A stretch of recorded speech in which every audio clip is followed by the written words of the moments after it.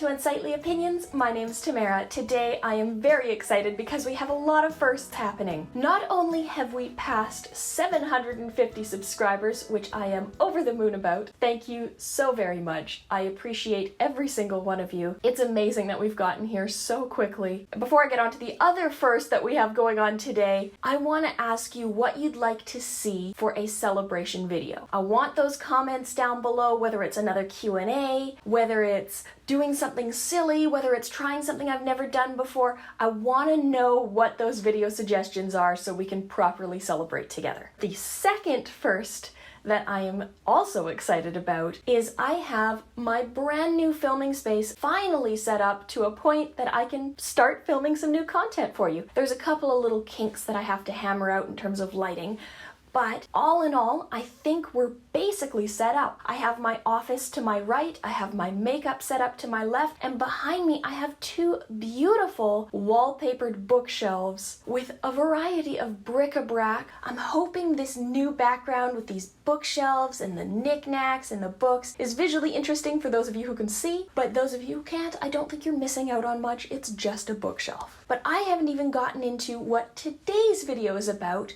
which is blindness simulations. And it's a complicated topic, so be sure to stick with me all the way through because my thoughts are nuanced and there are three particular topics that I want to discuss. The first being people who are visually impaired, legally blind, who have stable vision, people who have a deteriorative eye condition or degenerative eye condition where they'd be losing their vision over time, and sighted people who don't have any visual problem doing blindness simulations to learn what it's like being blind. It can be complicated to try and talk about this topic, so I do want to preface all of this by saying these are my opinions. This is what I think, but I am always open to hear what you think in the comments down below because we are all different, we all have different experiences, and they are all valid. Let me know what your thoughts are regarding blindness simulations in the comments down below. I know that when someone develops a visual impairment at any point in their life, it can be a really daunting task to try and adjust.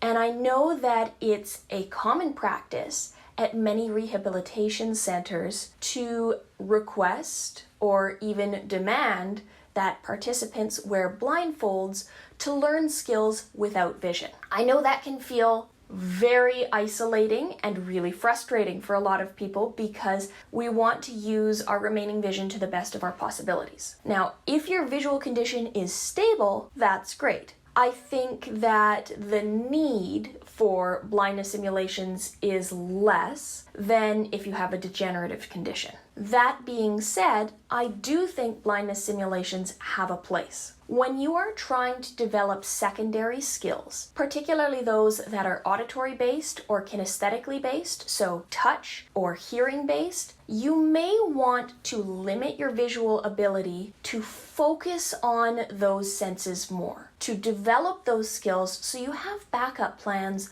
when your vision isn't going to be reliable. Whether that's in poor lighting conditions, when your eyes are fatigued on the computer, having a bigger toolkit is a good idea. If you are visually impaired, maybe your vision's going to be stable for your entire life. Maybe it isn't. You can't really say for sure what's going to happen in the future. I was born with what is considered a very stable visual condition, but I developed a second one that was degenerative. So for me, learning those additional skills, having those additional tools in my toolkit was invaluable when I started having my vision deteriorate. Giving yourself those additional skills. Being able to cross a street when you can't see what's going on. Being able to use a computer with a screen reader if your eyes are getting exhausted are good tools. They have value. Is everybody going to need that? Absolutely not, because visual impairment, blindness is such a broad spectrum that it may affect somebody almost imperceptibly, where they can drive, they can do all of their daily activities, to the point when somebody needs almost complete intervention where they're adapting every aspect of their life. No knowledge is wasted knowledge. No skills are wasted skills. If you ever need to call on that ability,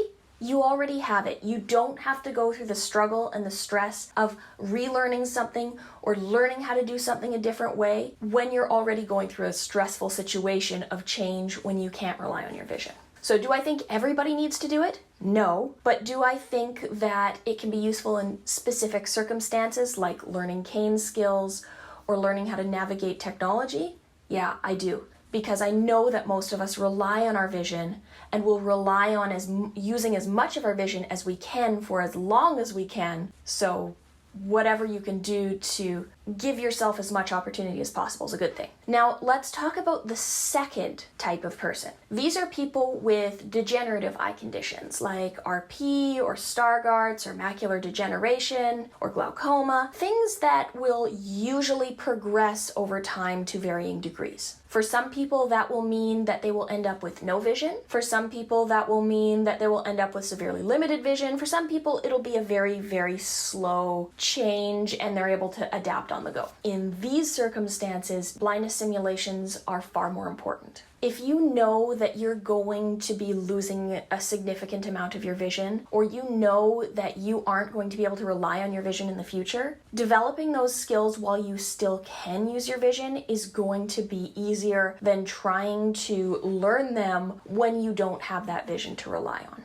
And I say that because losing your vision is incredibly stressful. Going through the process of having to learn and relearn how to do things over and over and over again as your vision deteriorates is incredibly frustrating. It's not productive for the most part, and it's incredibly time consuming. So learning skills that are not visually reliant is going to be helpful. You can only enlarge print so much.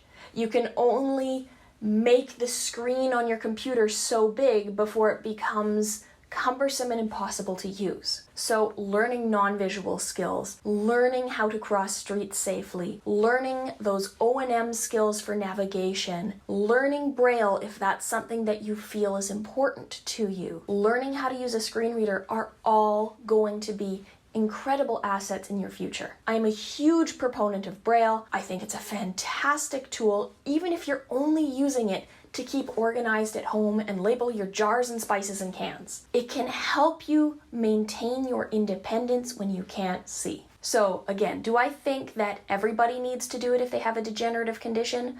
I think in some circumstances, I would encourage it, particularly for O&M skills and technology usage. That's going to be the great equalizer when you can't rely on your vision. So learning those skills early, trying to adapt to your environment, learning what works for you and what doesn't. So maybe going through your morning routine and figuring out, okay, I couldn't find item X, so maybe I need to put drawer dividers in there so when I can't see what's in my drawers, then I can find items X, Y, and Z in order. Or maybe I need to keep things consistent in my kitchen and order them like this so that I don't really need to look at the cans or strain my eyes and I can find the things I need. Now that I've said that I think blindness simulations are useful for people with degenerative conditions, I do think that you should use your remaining vision as long as you have it. Because any remaining vision, any skill, any tool, any sense you have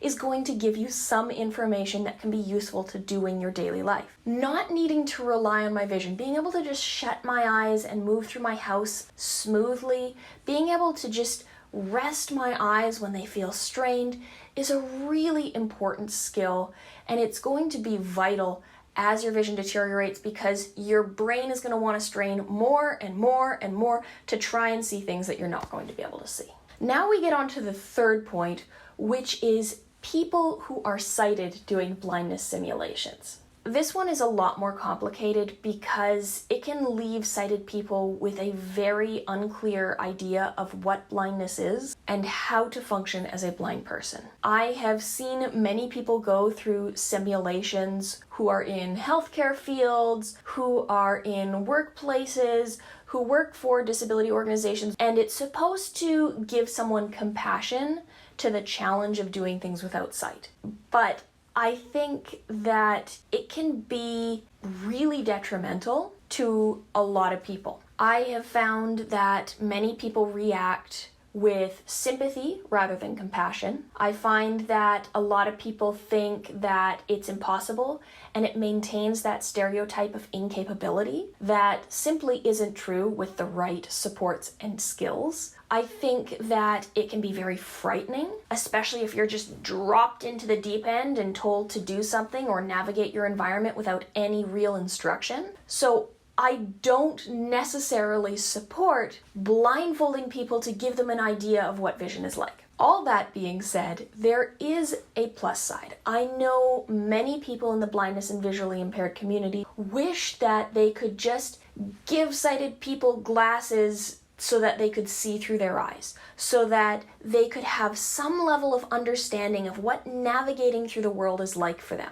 And that's completely valid. I think there are many times when I wish I could just show you exactly how I see, exactly how I perceive the world, but I know that's not possible. And there isn't a blindness simulation glasses or blindfold in the world that's going to perfectly simulate my vision or anyone else's. So I do think that for some people it can be beneficial to try and do certain things for family members of people who are losing vision, for family members of people who have a visual impairment, to try and understand the reality of not getting every detail, of not seeing everything, of not being aware of everything visually around you. That can be useful, but you have to take that with an incredible amount of caution, because people will come away from it being afraid, pitying you, thinking that it is impossible, and perpetuating a lot of the stereotypes of blindness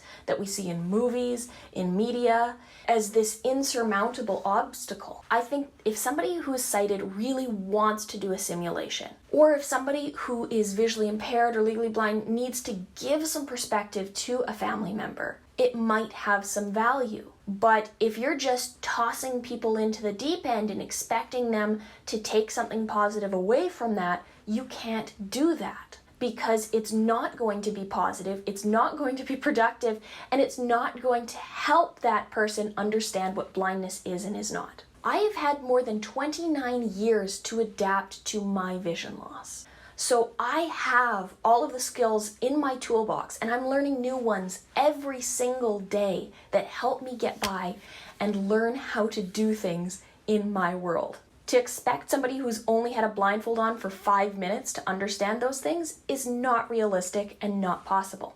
Now that I've gone through that whole rant, I know that Robbie, my partner, does want to do a blindness simulation. So in this case, because he is asked to do one, I am going to set one up for him, but I want to do that to highlight some of the challenges that I still have in my daily life, but to also answer questions that I might not answer otherwise, because I've been doing it for 29 years one way, so I don't think that it's any different or that it's complicated or new to anyone. So again, I do think that there's value there to be able to answer questions, to be able to explain how to do things, to be able to relate to people, to be able to give some perspective, but you have to come at it from an understanding that it is not an accurate representation of blindness, and it's not going to give you an idea of what it's like living the experience every single day. Again, these are all my opinions. I would love to hear yours. Do you have any experiences, positive, negative, indifferent, towards blindness simulation? Are you sighted? Are you visually impaired? Would you like to see that video where I blindfold Robbie and take him through some of the things that